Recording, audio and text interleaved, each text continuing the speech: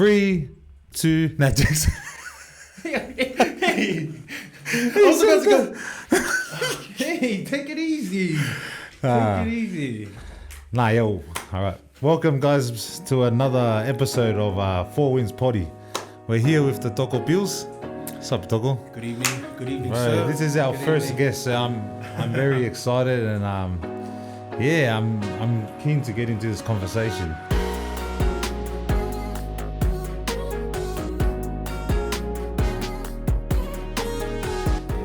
Raz, how are we doing? How's your weekend been so far, Likewise. Toko?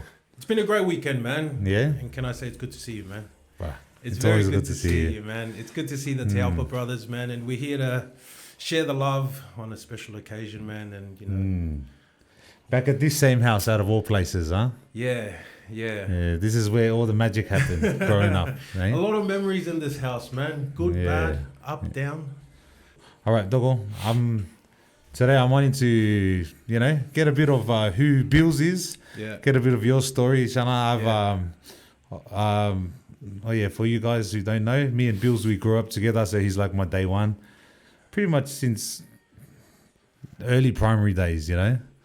So it's ever since then we've just been like that. So I'm very excited to see him and get into this and maybe reminisce about some memories we had back in the past.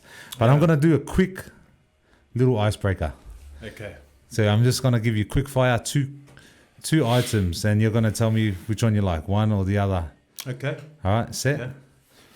Yeah. We'll start here. Snack pack or fish and chips? Fish and chips. PS2 or Xbox 360? PS2. All right. PS2. Best islander food: lusipi, chop suey, or ota? You can't beat a lusipi. Yeah. You can't beat a lusipi. A good lusipi, eh? But it does the job. It does the job. Yeah. Yeah. In particular, who makes your favorite? Or where do you get it from? Man, my mum. Yeah. My mum. Yeah, I think everyone's mother, in their eye. Yeah. Yeah. 100%. Who was more strict? Your mum or dad? My mum. 100% my mum. Yeah, your dad's kind, soft-hearted. Yeah. Eh? My mum was tough love, and then my dad was like the reasoning. Yeah. So 100% my mum. And it's always good to have both aspects of that in learning. Eh? Yeah, because without that grit, yeah. If you had $100 right now, what's the first thing you're spending it on? Any tips? Probably a chocolate soft serve. Probably just a chocolate soft serve. I'm basic. All right. Go to Macca's order at 2 a.m. At 2 a.m., to be honest, probably a double cheeseburger, no pickles, and Fanta. Yeah, that'll. And you get probably full be off my that? go-to. Yeah, enough. Yeah. All right. Last one. If we had to go back to high school tomorrow, what's the first class that you're skipping? Probably science. To be honest, science. Science never got that far in the year. It kind of touched the surface and made its way out. So science. Yeah, science. I didn't like that. I didn't like that subject either. All right. Shot to all. That's our little quick icebreaker. How about we get into it? Why not, man? Who is Bills? Tell us about you, Bills.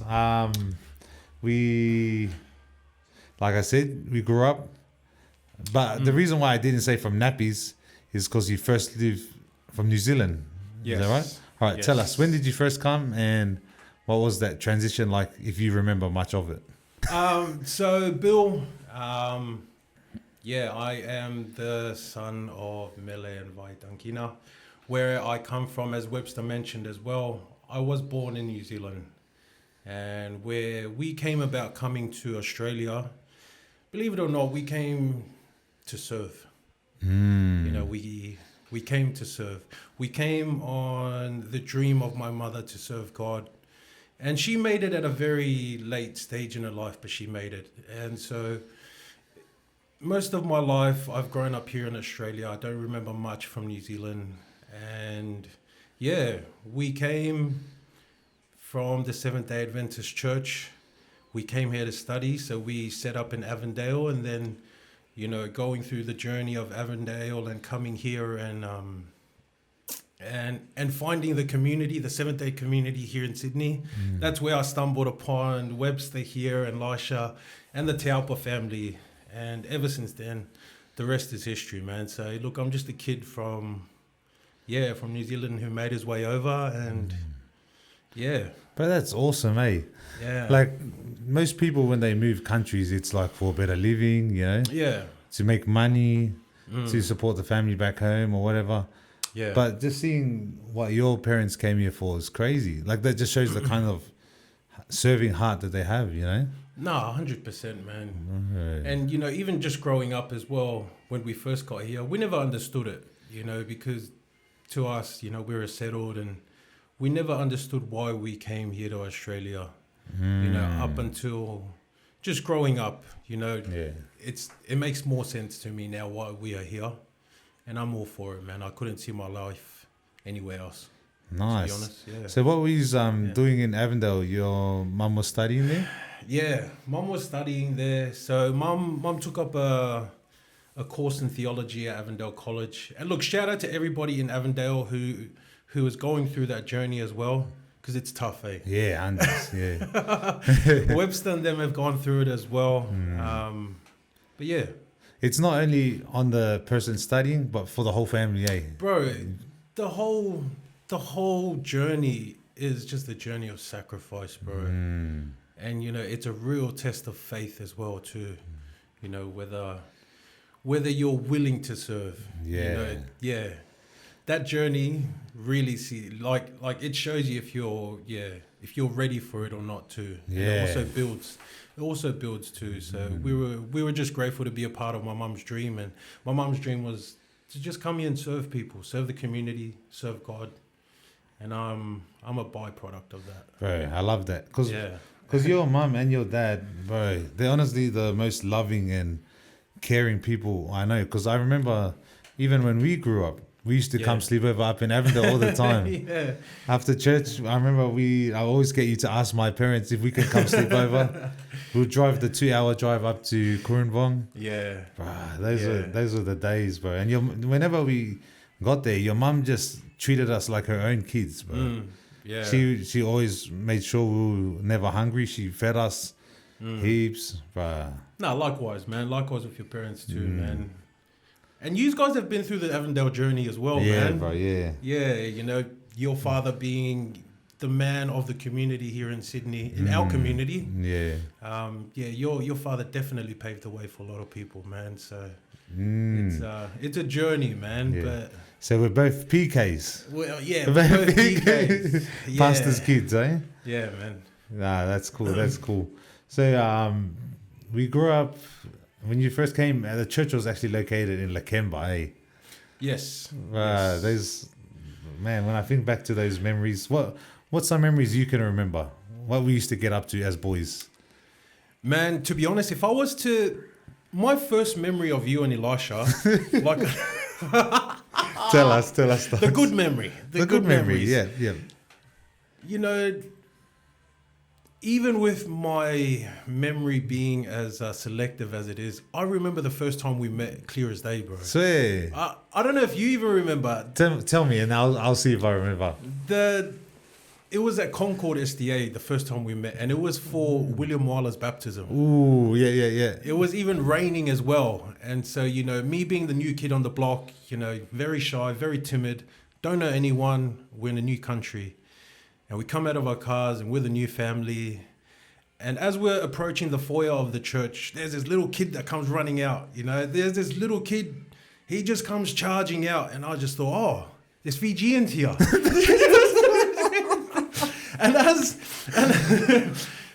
that little kid came running out, he just looked like he'd done something wrong. Who I later found out was Webster. Webster was the first kid. And behind the first kid was another kid. There was another kid that ran after the first kid, and he was crying. The second kid was crying, who I know now as Elisha. So So as Lasha come running out, and then there was another old lady that came running out, chasing Webster as well, which was your mother. That's the first time I met Webster and Lasha. Webster got a little, he dealt with some consequences that afternoon. And then, he walked over to me and he just asked me what my name was. Yeah, I told him my name and the rest was history, man. The rest was history. Literally, man. The rest was history. Wow, that's Tikas, and I didn't even remember that. You don't even remember that, do you? Yeah. No. Like, I still remember it was even raining that day, man. And I was just trying to, find, when you're young, you just want to find little groups that you want to, play with and stuff, Yeah. And especially coming from a new country. Yeah. And how old were you at that time? How old do you reckon we were?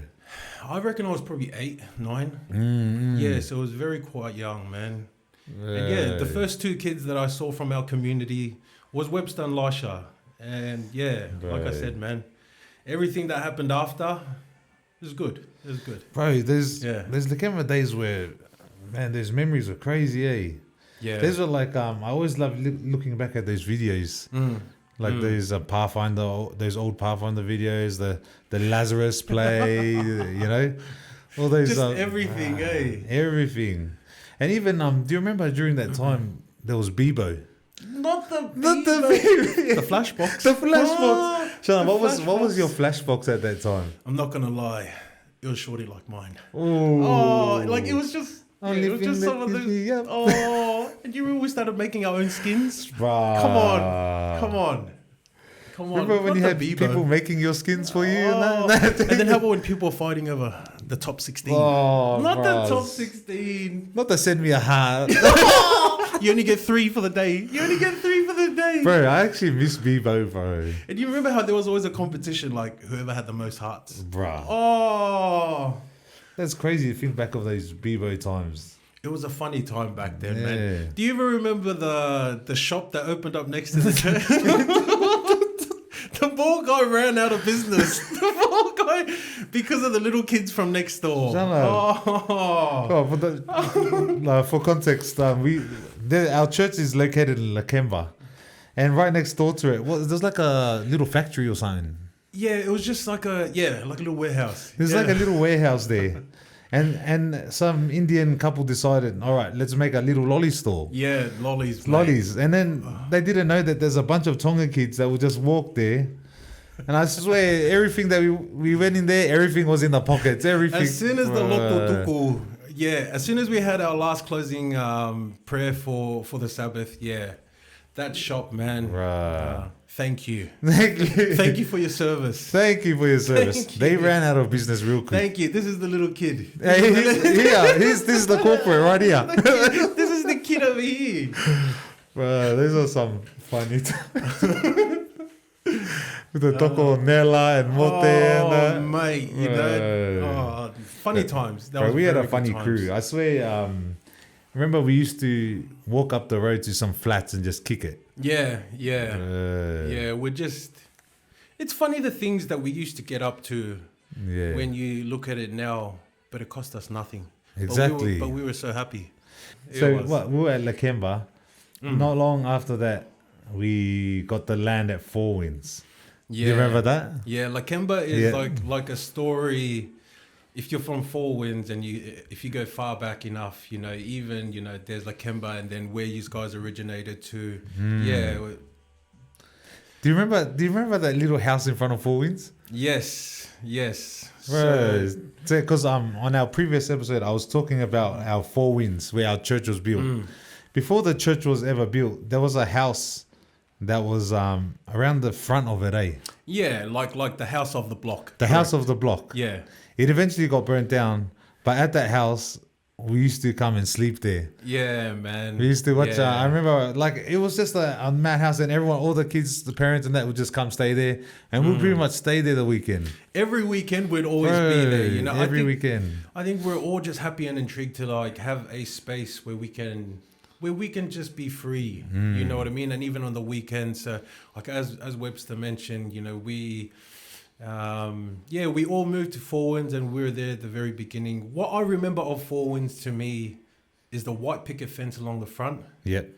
and the big sign along the front. And as you enter, there was a huge garden, massive garden everywhere. Beautiful garden too. Yeah, eh? you know, whoever owned it previously, they done a really good job, And yeah, that house that Webster was talking about, yeah, we spent a lot of weekends there, man. Yeah, bro. Yeah, we spent a lot of weekends there, bonfires and just chilling out, Ping pong. yeah, having all nighters, just watching movies. Hana Yori Dango. Mate, and then, you know, we'd always wake up on Sunday morning and, you know, there would always be something to do, or like all the old men would show up and be like, oh, okay, we're going to be chopping this tree down, or we're going to be clearing this. Yeah. There was always something to do.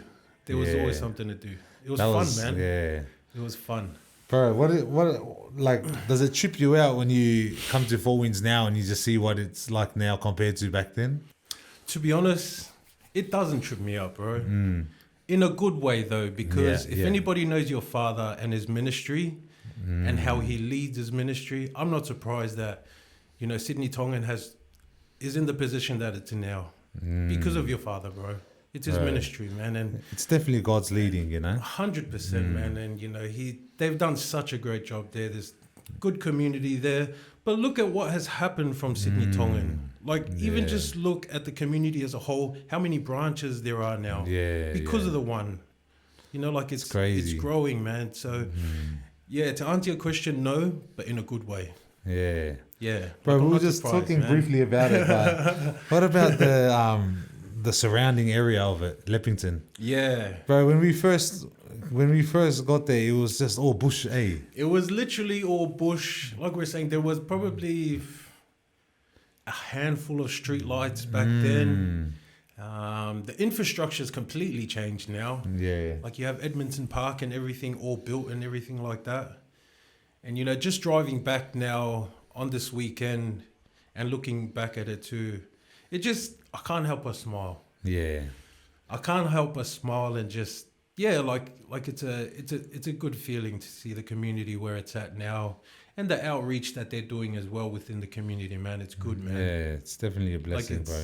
It's evolved big time, eh? Yeah, The area. it has. The area, man. Because there's a new airport getting built nearby as well. Yeah. Badgery Creek. Yeah. So every corner you turn, there's new streets, there's new housing.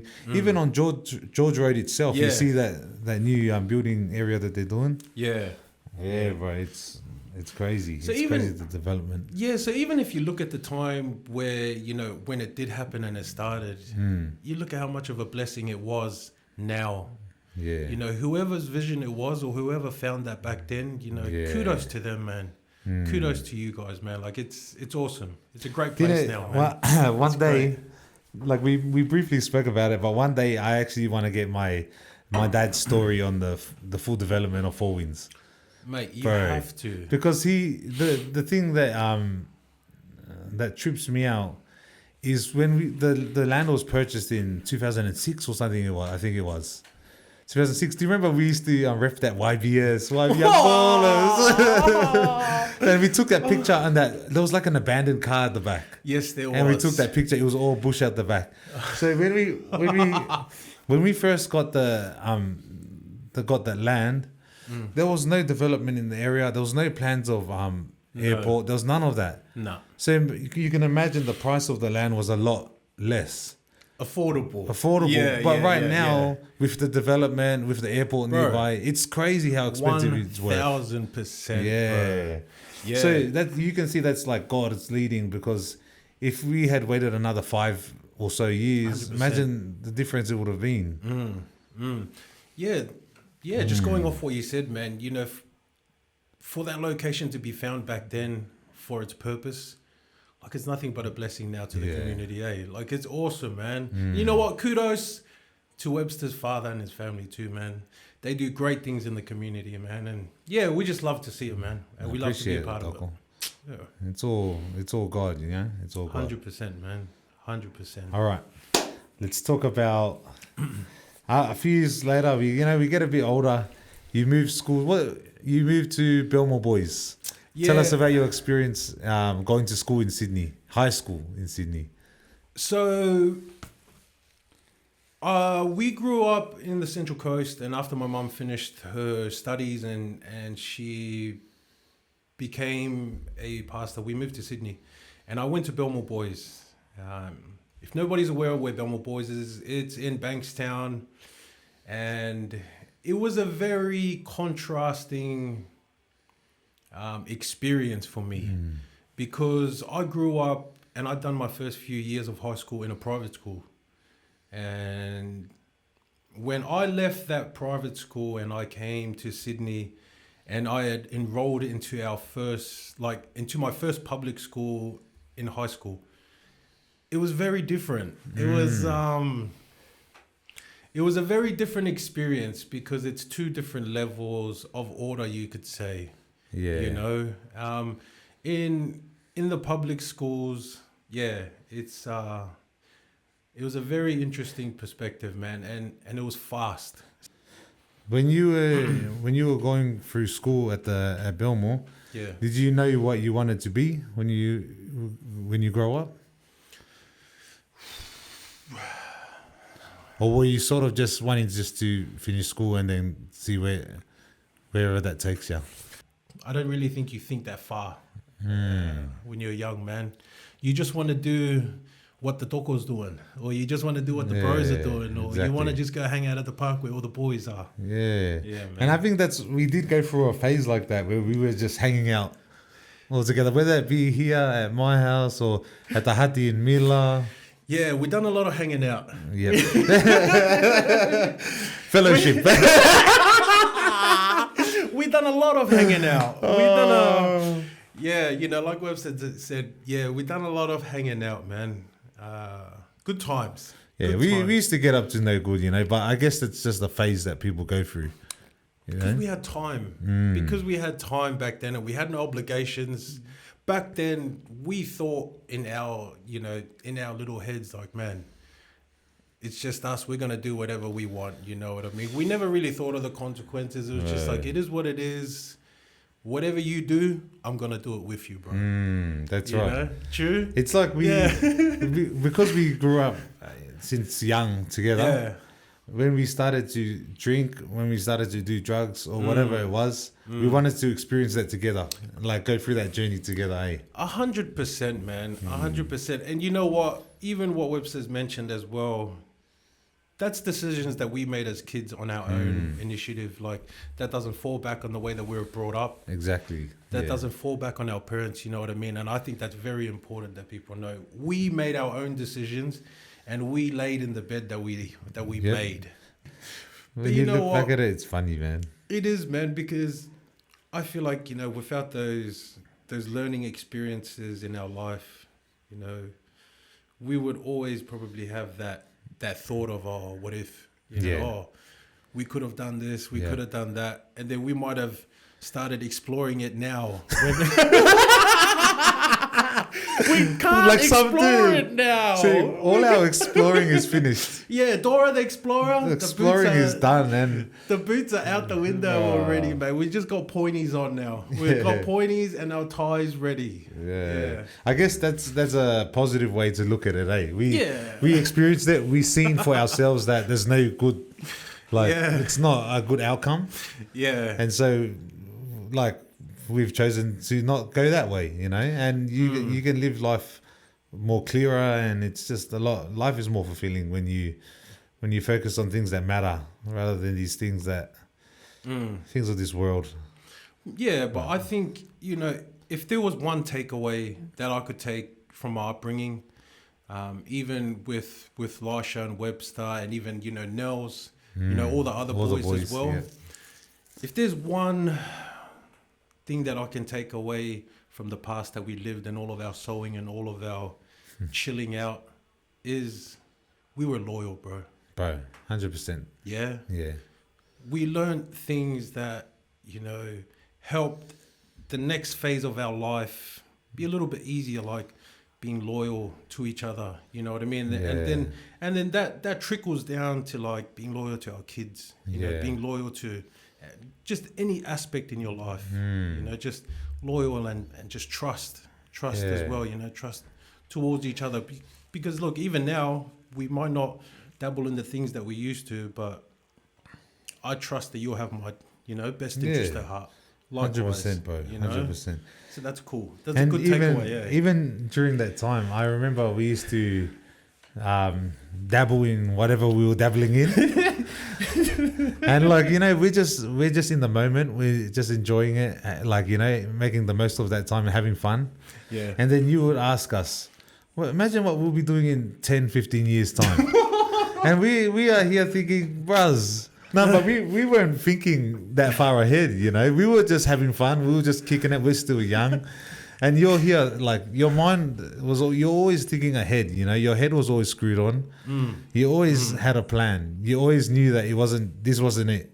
Because to be honest, during that time, I was having so much fun that I was thinking, I can do this forever. Yeah, like, if this is it, this is it. Yeah. Type of man. And I've seen some people who are content with that lifestyle up until they're older. Yeah. And like, even to the point where I kind of feel sorry for them now because they, they're living that, like, that's their life. They won't work, they won't do anything. They just pretty much like a junkie, you know?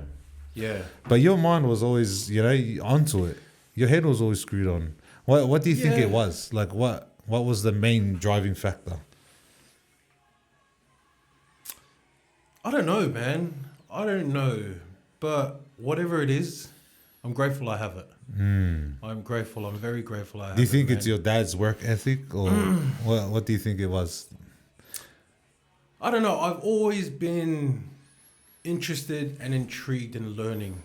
And to an extent, my wife always thinks that I have ADHD because you probably do. Yeah, we probably all have it.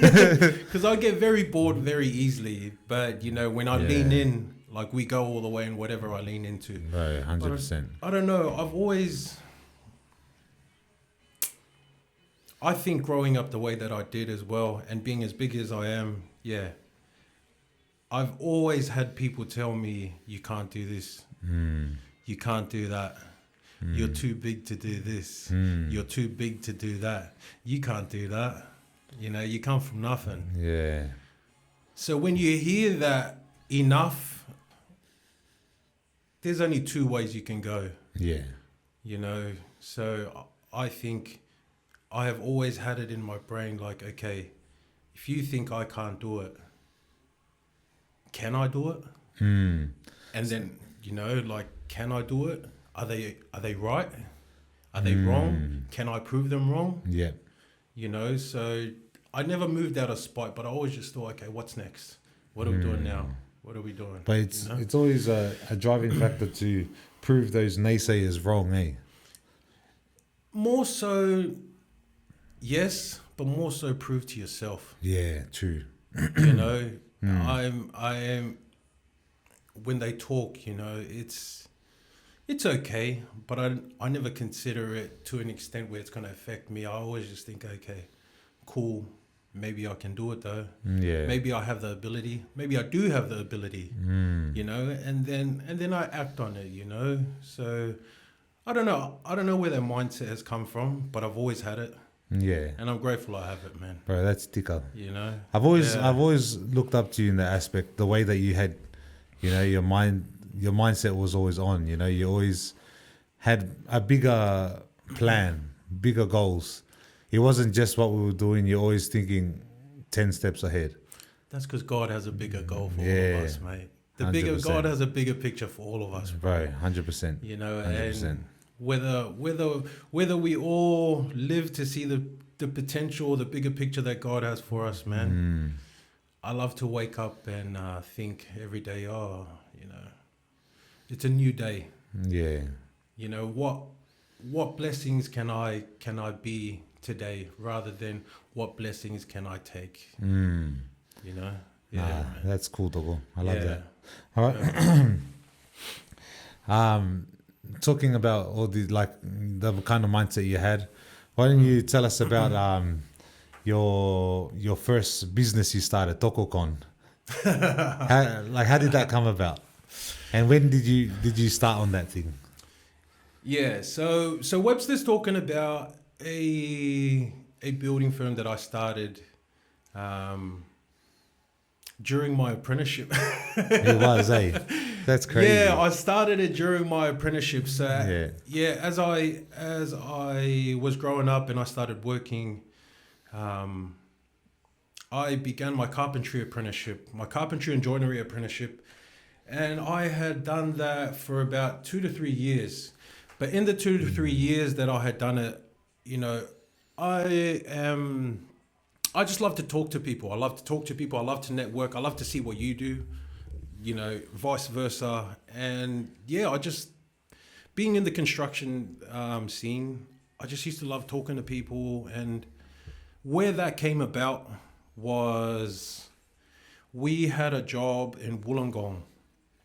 And for the people that were doing my apprenticeship, we had a job there.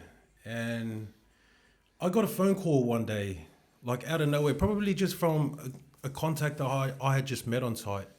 Gee. And he called me like right at the end of my third year. And he asked me, you know, how's everything going? Are you qualified yet? And I said yes. Yeah. You know, look, I said yes. I said yes at the end of my third year. And I said, why? And he said, because I have work. I have work ready to go, and I can't find a contractor to come and take the work on. It's a live project, and we are ready to start within the next 96 hours. So sweet. Yeah. So your first year at this stage? No, third year. Third year. Third right. year. Yeah. So I'm still third year. And so I went home and I just asked him, look, send me an email of whatever you're talking about, details, projects, plans, and I'll see what I can do. Now, I had this experience from my apprenticeship because I was very fortunate to work hard enough to climb the ranks in a short amount of years. Yeah. But that came from what we were talking about before. Yeah. From that doubt. You know? Like, look at me. Like, come on. I must be the biggest chippy in Australia. I must be the biggest. Yeah. But I started that apprenticeship to prove to myself that I can do things at my size, you know? And yeah, I went home and yeah, the guy emailed me and he said, look, there's work here ready to go, but you have to start like in 72 hours, which is like 3 days away. Wow, do you have your crazy. APN? Do you have your public liability and everything? Man. And I said yes. Did you get it together? What did you do? So in that short amount of time, that was probably a Friday. The project was scheduled to start on Tuesday. And I think even on that Friday, I spoke to our foreman and I told him, look, there's work here. Can I pass it on to you guys? And maybe on the back end, I run it. I don't know if my communication wasn't clear back then, but they didn't like that. Yeah, like I'll be frank, they didn't like that. They didn't like that, you know, I'd done what I could to get to where I was. It was almost like they saw me chopping in. They saw me as chopping in. And they didn't like that. And from that one conversation, they pretty much let me go, mate. Serious? Yeah. From the apprenticeship? Like I haven't told anyone. Like they just let me go. From the apprenticeship? Yeah. What? So they kind of let me go on Monday, just over a phone call. You know, I slugged out, you know, 2-3 years. Done everything that they, you know, asked of me. Was running projects, you know, halfway into my second year, you know. And then, you know, they just called me up and they just said, look, what they generally do when they kick people out is just they say, we're running out of work. Because by law, by law, you can't just let anyone go without any reasoning and stuff. Yeah. And so when they let me go on that Monday, in 48 hours, pretty much, 48 to 72 hours, I had enough paperwork and swims, and I sent that in and I started on Friday. What? Were you by yourself? Nah, I found a few lads. There was Kobe as well. Yeah. I found Kobe, and then I found a few labourers. So, look, shout out to Kobe. Shout out to the labourers. Shout out to the labourers as well. Did they have any experience? No. You just taught them? They had no experience. They just had hands and like a bit of common sense. Is this the steel frames? Yes. Wow. So the steel framing and just building in general. So when I got let go on that Monday afternoon, I came home. I was gutted. I was absolutely gutted because to me, I was doing good in life. You know, like I had finally locked in and I had finally found something that I had enjoyed. I enjoy building because of the journey. It's a beautiful thing, you know. When people normally find their careers and stuff, there's people that will either work because they love it, or they will just work and be like, Just to get by. 100%, man. Paycheck to paycheck. Yeah. I began to really enjoy building. Wow. Like I really, and I think the And building. you're good at it, Toko. Yeah, I think the building aspect really opened up my mind to like what I can do. So that was cool. That Monday afternoon, let go, came home, mate. I tell you now, man, like we were a couple mil away from like just shutting down, depressed, going left again. Yeah. You know, because that was massive to me. I felt like I had finally found traction in my life to get somewhere. So you were able to get paperwork from that apprenticeship, like qualifications to say I've done this? Eventually, but I started my business as an apprentice. Wow. No, that is crazy. No one really knows crazy. that. On the back end, I found someone. That's inspirational. I found someone to help me finish off my paperwork and sign me off. But yeah, that Monday afternoon, I got let go and I came home and I just told my wife now, who was my partner back then, about what had happened. And she just asked me, what are you going to do now? And I just said, look, I got an email. They want this by this date. And you just ran with it. And then she said, that's like 3 days away. Wow. That's 3 days away. And I go, well, then we have 3 days then. Wow, that's a trippy story, bro. Yeah, we have 3 days. And you know what? Shout out to my wife as well, man. She's a soldier. Yeah, she helped me retrieve our ABN. We got our public liability. We got our SWIMS, which is a safe work method statement that you have to have and given to all of the big projects to it's just to show them systems and procedures of what you would do in any hazard or any situation. So you just had to learn how to run a business just like that? Yes. On your own? Yes. Well, I had never run it before. So like nobody had even told me. I just used that email that was sent to me as a reference. That's and crazy. in my head, I just thought, okay, this is the basics to starting a business. Wow. And then I just went tick, tick, tick, sent in all of our paperwork. I gave like the bro a call and I told him, yo, I've got something coming up, because he was working for someone else already. Yeah. So yeah, I had brought in Kobe to the company that we were working for and helped him with like get back on his feet, because there was a long story back then. And then he was still working when I got fired. True. So he was still working for the company that had taken me on and now Kobe. But they let me go. But look, it's I gave him a call and I said, hey bro, I got something going, but can you help me? That was like an all or nothing call. 100% it was. 1,000%. I just called him and I said, bro, look, I'm gonna go this way, man. How many boys did you have? We probably started with like 3 just to start. Yeah. Literally just to start, because we were only doing hourly work, so it was pretty cool, man. And you know, funnily enough, he said, yeah, sweet docs, man, if you're going, I'm coming with you. And he came through and he said, oh, who are we going to work with? Like, do you have a team yet? And I said, yeah, no. I said, yeah, bro, all the boys will be there in the morning. What boys? What boys? So, you know, just made a few calls around, found a few laborers. And yeah, we were off to the races on Friday, man. We were off to the races on Friday. That's hectic. Did you, how did you come up with the name Tokocon? Tokocon? And when did that actually, like, you got your ABN? What was the process?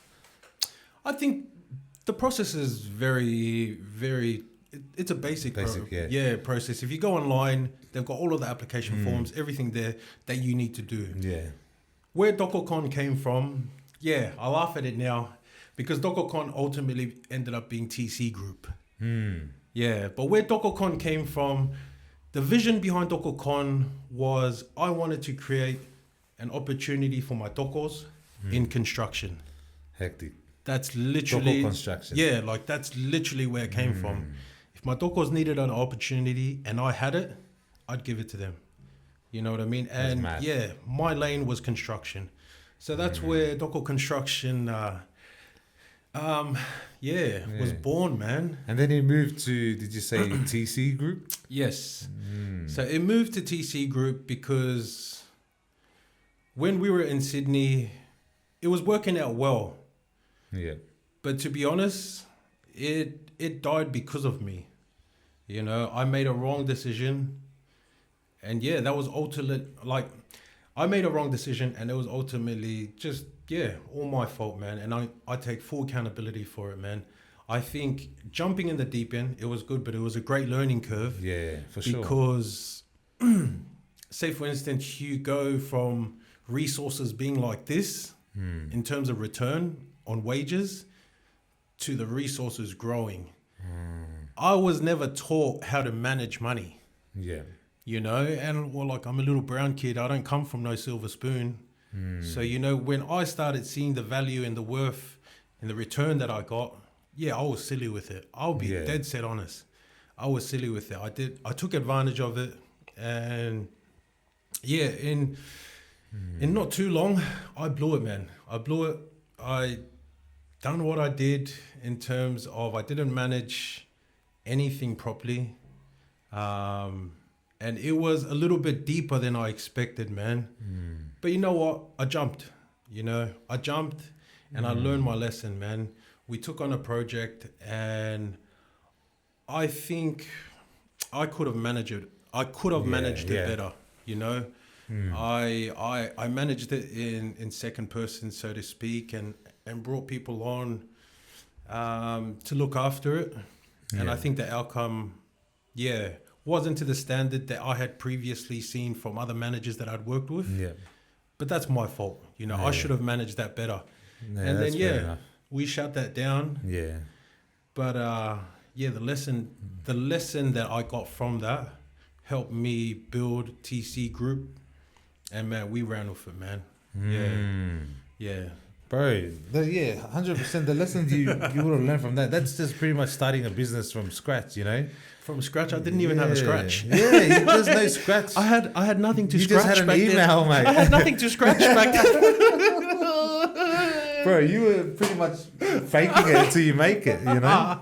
That's pretty much what you can call it because these people... 1,000%, bro. Man. That's crazy. So was this happening while you were in Sydney and then you made the move to Melbourne? Yeah. So that was in Sydney. And then, you know, when we shut that down, I was just chilling out and I was just doing odd jobs. Yeah. You know,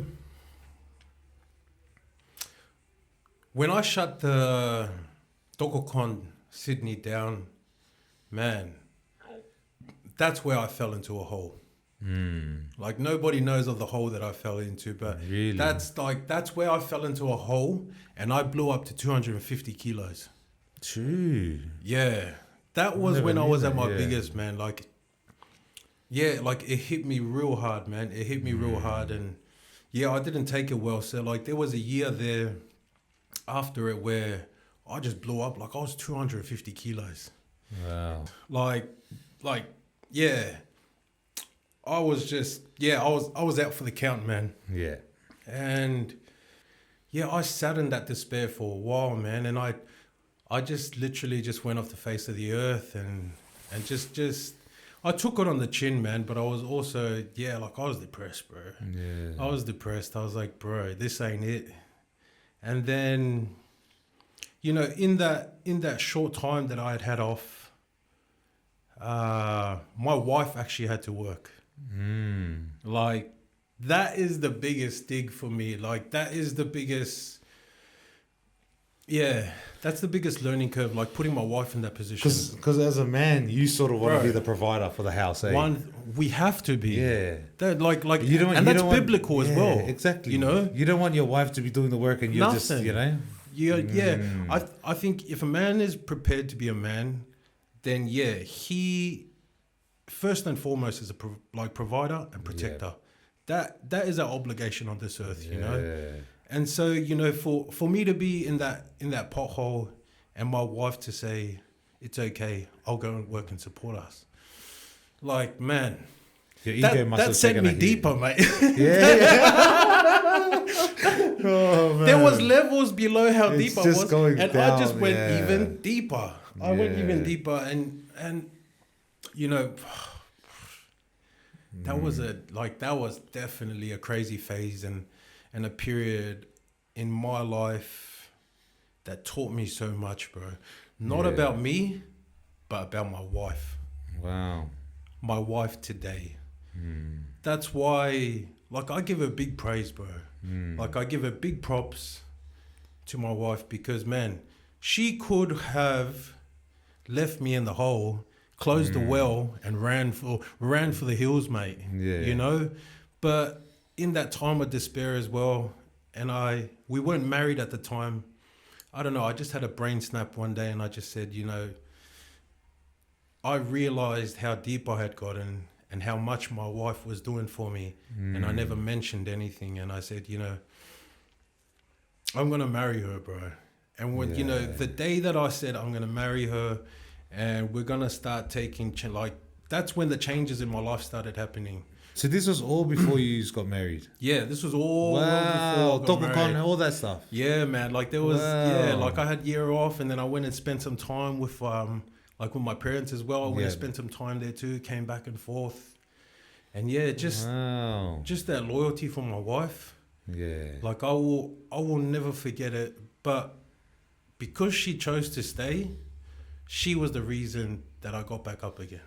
Right, this is a real one. Yeah, man. So yeah, we went from 250 kilos, came back down, and then we got married.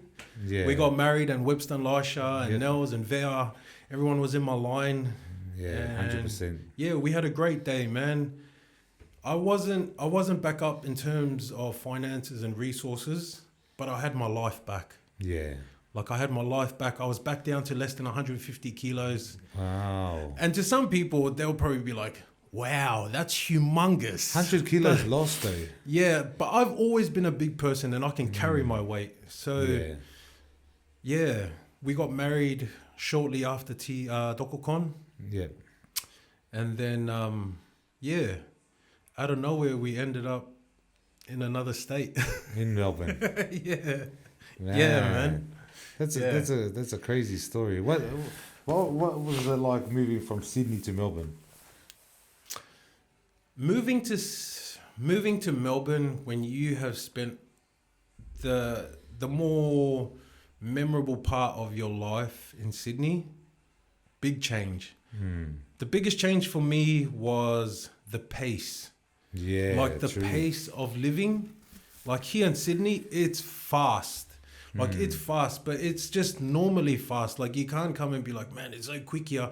It's just quick and you adapt to it. You either adapt to it or someone else is going to come and take your spot. Yeah. You know what I mean? So we'd work, you know, like just taking Sydney to Melbourne. It was good because Melbourne is a lot more calm, man. Yeah. It's very chill there. Like people are so chill there, man. And it was good. It was good. Yeah. We enjoy Melbourne so far, and it's not too bad, man. Can't complain. That's mad. That's mad. Yeah. So what was when you first moved there? What was work you were doing? What were you doing for work? What was going on? So when I got to Melbourne, I actually started working for my cousin's small landscaping business. True. He had a small business in landscaping, and I had jumped in and just started helping him out with odd jobs here and there. Is that Sonny Lee? No, it's just my other cousin. Ah, true. Yeah. He just had little landscaping stuff where we'll do like front yards, but he was only limited to like lawn mowing and maintenance service as well. True. So when I came into the picture, we kind of started exploring other opportunities outside of lawn mowing. True. Like retaining walls, you know, You know, just every other aspect, like grass, you know, retaining walls, garden beds. So pretty much you enhanced his business. Yeah, well, I tried to Expanded add it. value. Yeah. I tried to add value, you know, Nah, and then that's like mad. rather than just maintaining the backyard, we could say we can take on your whole backyard now. Yeah. You know, if you want this, that, if you want a bench, if you want a decking, we can do it now. See, and these Yeah. are the kind of skills that you learn from running your own business, eh? Like, you're always looking to improve and do better. Yeah, but also to like my father was kind of hands on. You know, Yeah. he's got a blue collar background, so you know I've always been around tools. I've always been around like the hammer and nail. You know, like even in your backyard as well. Like us growing up, we're always doing things with hammers and stuff. Yeah. Yeah, so I took the little knowledge that I have, and I tried to be of value to my cousin's little business, and it was good, man. It was good. We done Yeah. really well. Worked with the boys, and then from there, I just find little odd jobs on Facebook as well, Ah, true. because I had no network in Melbourne. Yeah. You know, I just find we need a labourer here for a day. We need a labourer here for a day, or and then I just found little things just to keep us going, man. Man, that's crazy. Yeah, that's ugly. Was it hard to find those little jobs or? Nah, because I actively looked. Oh, really? Like you know what I mean? Like So you were trying to have every day set. like I was just pumping, you know, like I Yeah. was either pumping that, I was pumping high pages, I was pumping Facebook, Yeah. like just looking everywhere. True. Looking everywhere. Hustle, bro. Yeah, like I was looking everywhere. I was just like, you know what, if I make $150 today, that's it. But $150 means my wife eats tonight. Yeah. You know? Nah, that's Yeah. inspirational, Togo. Yeah, so we were just doing that, man. And then it was good, but it wasn't sustainable. Yeah, It wasn't that's right. sustainable. So I started looking up I started looking up what I used to do in Sydney, in Melbourne. And the first thing I done is that, man, I'll be honest, I went straight to Instagram. I just typed in construction, and it just showed up all of the pages that done what I done back here in Sydney. And I spammed them all. I just spammed them all. I just said, hey, you guys got work. Hey, you guys got work. Hey, I can do this. Hey, I have experience. Hey, you guys got work. Where you located? Yeah. Every day. And then one finally replied. Same. Yeah, one finally replied, and he said, yeah, look, come through. If you can do what you're saying, come through for a trial. And yeah, I just went in for an interview, went in for a trial on that Friday. They had a few defects. They put me on the defects list, the good old defects list, mate. They put me on the defects list. Then, yeah, I went home and I was just like, oh, you know, if they call on the weekend, then I got the job to start on Monday. Yeah. And yeah, they sent me a shift on Sunday, and they said, yeah, Oh, man. come and start on Monday. True. Yeah. Were you there for a while? I was there for about probably 3 months, Oh. and then I started TC Group. Sweet. Yeah. Nice. So Yeah. how did you start? Yeah. What did TC Group, how did that start up in Melbourne? Are you still doing that now? TC Group, no, we got it on pause now at the Yeah, moment. yeah. We're doing other things. Yeah. TC Group started pretty much the same way, man. And it's the same thing that you're doing with Tokocon. Same. Yeah, so it just started the same thing, man. I was just out there, you know, because I don't mind having a yarn with anyone, you know. Like, I'll just talk to anyone, talk to this person, talk to that person. And yeah, I ended up just finding work off somebody, and he called me and said the same thing. Yeah. Like, it was almost like a full circle moment. Swear. The same email asking for this and that. Well, yeah, I had met a previous project manager, you know, we stayed in touch, this and that. And I think one afternoon he just told me, look, man, we got some jobs out in Ballarat. But, you know, we're struggling to find people, like the frames on site, you know. And he just said, oh, there's 4 houses there. Like the frames are just sitting there. I can't find anyone. And I'm just sitting there. I'm just looking at him, and I go, oh, okay. So I went home. While I was driving home, I just called him, and I go, bro, when do you need it started? And he's like, oh man, we need it ASAP. Like the frames are standing there waiting, like sitting there waiting. Yeah. And yeah, I kind of done the same thing again. Did you have the people though? No, I didn't have the people. You did it yourself? What happened? What did you do? Well, before I left, they had sacked a few people. Ooh. Well, they didn't sack a few people, and they were good people too. They Yeah. were like the bosses were great people. They had let go a few people because they were pretty much slowing down. Like that was a slow period of work. So they let a few people go. So I reached out to them and I said, "Do you have work?" They said no. And so I just brought them on. Ah, that's crazy. I brought them on, and one of them was a Tongan kid. There was a Tongan kid that he got fired. He got fired because he kept having Monday-itis. Not the Monday-itis. He kept having Monday-itis. So yeah, they kind of let him go. And yeah, I scrambled up enough people again to get that job started. And so yeah, I called Craig back again and I said, "Look, I'll take it." Yeah. Bro, that's crazy. Like, bro. what do you do when an opportunity presents itself? What would you do? Like, you tell me in your opinion, I don't know. I didn't have the skills. Obviously, I didn't have the skills you had. So if I knew I had the ability to do it, I'll probably give it a crack as well. Yeah, or even like just in your field, or if there was like an opportunity that you wanted to pursue in your life, and it just came and it just fell upon you, but you're already busy. Like, what do you do? What would you do? All in, all the chips, eh? All in, bro. Yeah, I don't know. That's cool. That's cool. Because most people will take the easy route, like they'll probably, Most people are calculated. Yeah, that's right. Most people are calculated, We're fortunate to not have any obligations, back then in terms of kids and stuff. But yeah, I think most people are calculated. I'm calculated to an extent. Yeah. But also I can be very uncalculated. I can be very uncalculated. So look, I called up Craig and I said, "Look, let's run it, man. I'll get a few boys out there. They'll get frames up on Monday." And he goes, "On Monday?" And I go, "Yeah." And he goes, "Oh, okay, just send me all your paperwork." So I just found all of Tokocon's paperwork from Sydney. And I just brushed up the logos. I made a logo in like 5 minutes. And I sent everything to him. And then he pretty much sent me back, a purchase order, blah, blah, blah. And 7:30 on pretty much Tuesday, mate.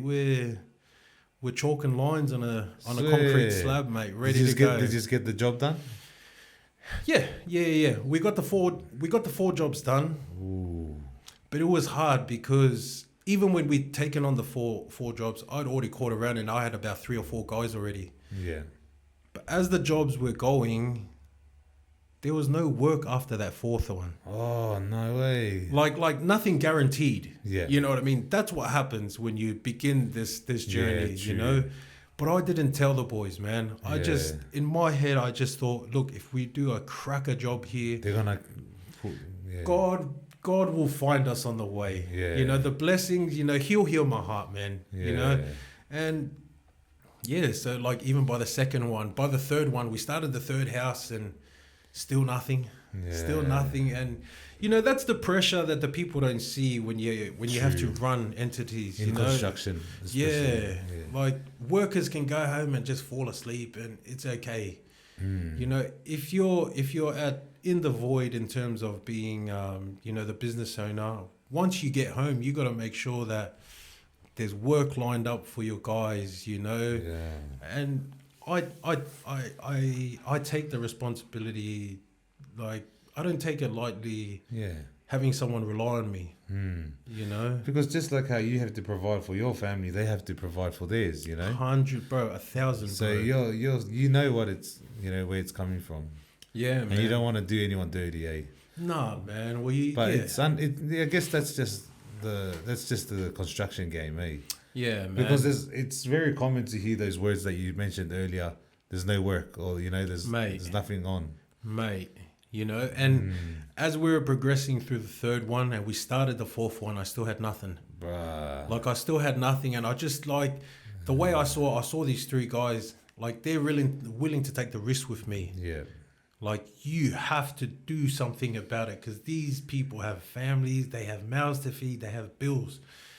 And so, yeah, you know, out of nowhere, we were finalizing the fourth house, and I still had nothing. Like, I probably had nothing down to like the second last day of the project. And yeah, just lo and behold, man, we done such a good job on the first one. Craig came and saw us at the end of the fourth one, and he pretty much said there's another 5 around the corner. You're kidding. Yeah. Bruh, that's crazy. So it was like right down to the last bell. Craig came and just said, and he's like, look, we got another 5 around the corner, but it's going to start in a few days. Are you good to like jump straight from here onto there? And I said, let me check my schedule. Bro, that's definitely Let me God, check bro. my schedule. Open up the diary. There's nothing written. Yeah, you know, we can make it work. I'll move this here. Well, I'll just, I might have to see John on Wednesday. I might have to see John. Bro, that is crazy, bro. Yeah, and pretty much, you know, just moving on to that next 5, like, it just blew up. Like, it blew up. Yeah, it blew up, and we were very, very grateful for the opportunities that came our way, man. But man, I've been running blind for almost a decade now, bro. A decade, crazy, man. Like just a decade in the void of not knowing what tomorrow may bring, but having every faith that everything will always work out.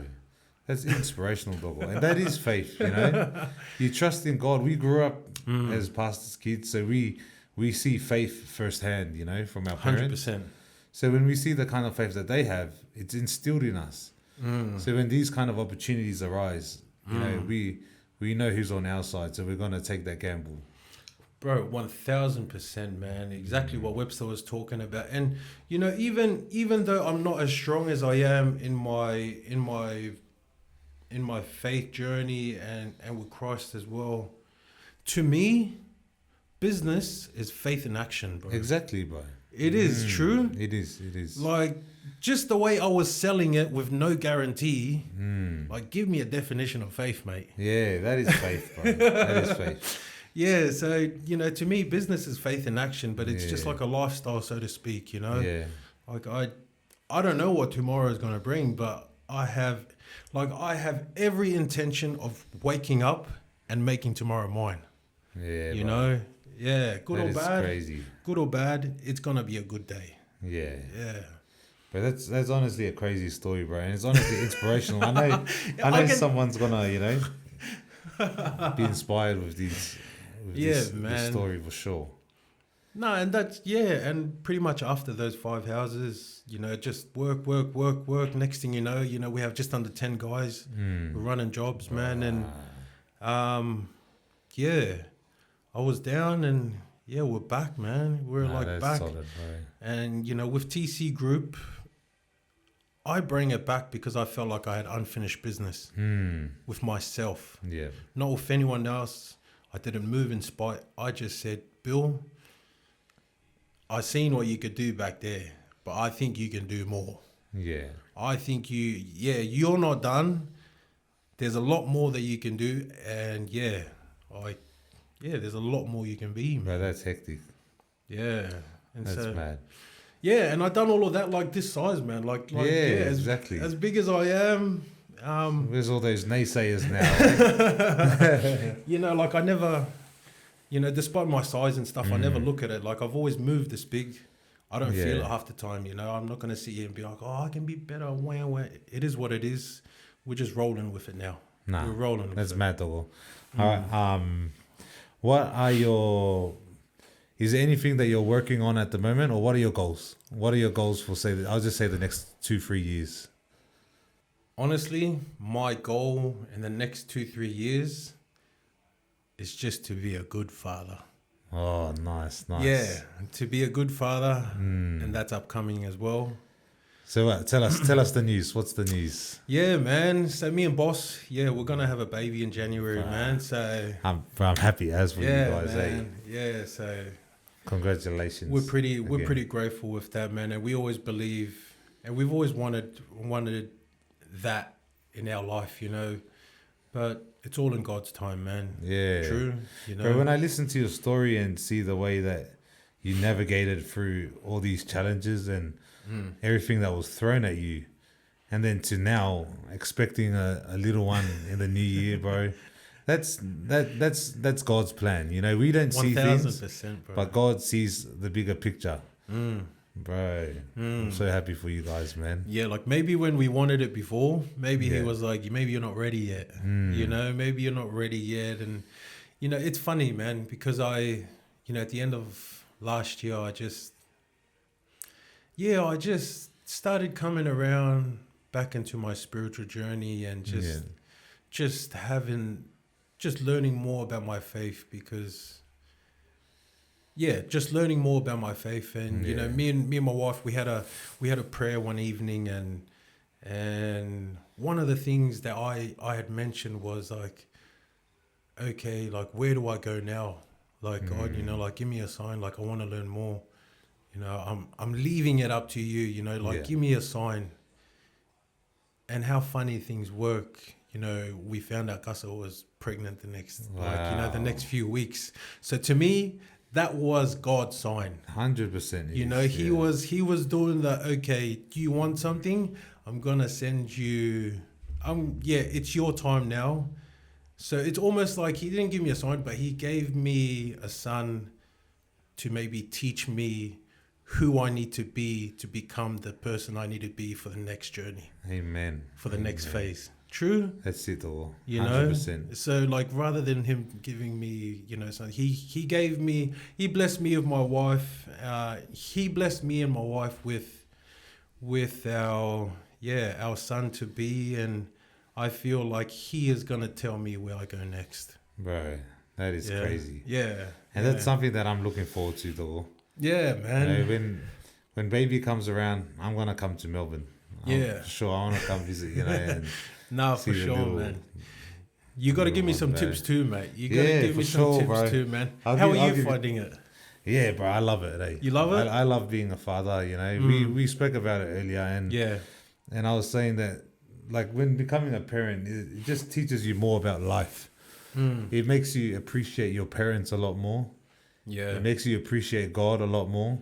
Yeah. Because you feel, if this is the kind of a love I have for my child, it's like a newfound love. Yeah. You know? It's different to when before you have children. Like, you obviously love your parents, you love your siblings, but you know, when you love your own child, because that's half of you, you know what I mean? And you are, like, they are your responsibility. 100%, man. It's like you mentioned, it's not something you just give it back when you're done. You know, it's a 24-hour job. You know, you look after them, and it's honestly a beautiful thing. No matter how you feel, there's always gonna be someone looking at you, right or wrong, as a hero, as a provider, as a protector, role model. I can't wait to be that, man. Yeah, right. Webster's well experienced. Experienced in that aspect, man. Me and Lasha on the way. Yeah. Me and Lasha on the way. You and Lasha on the way, bro. More, man. Nah, I love that for you, Toko. So we're pretty much coming towards the end of our little yarn today, our little poddy. Is there any words of advice? You've gone through a lot in your life. You know, you've seen God working in your life, and you have a lot of experience that not many can say they have. What's some advice or a word of advice that you would give to someone, to a young person, like looking to do something with their life? Believe in something, man. Believe in something. Like, if you're going to believe in something, or even believe in yourself, believe in something. Because if not, you'll do anything for nothing. Yeah, that's true. You'll do anything for nothing. And, you know, believe in something, I mean, you know, have faith in something, man. Yeah. You know, I'm not here to tell you where to put your faith. But, you know, to me, believe in something. Believe in yourself, man. There's so much that you can do and become, man. You know, just try putting your faith to the test, man, and see what happens, man. See what happens, you know, because to me, I believe you're a dead man walking without faith. 100%. You know, I just mean that in general, you know. Believe in something, man. If you know, believe in yourself, believe in God, whatever you want to believe in, just believe, man. Yeah. Bro, thank you, Togo. You know what I mean? And thanks for the advice and thank you for that story, bro. Nah, shout out, man. Thank you for coming to my humble little podcast, Nah, Togo. man, look, it's big Hey. love, man. It's big love to Mr. Taup over here, man. And look, we appreciate what you guys do, not only in the community, but, you know, here on your podcast as well, man. And look, I'm looking forward to more, to more episodes, man. Yeah, for sure. Looking forward to it, man. But big love, man.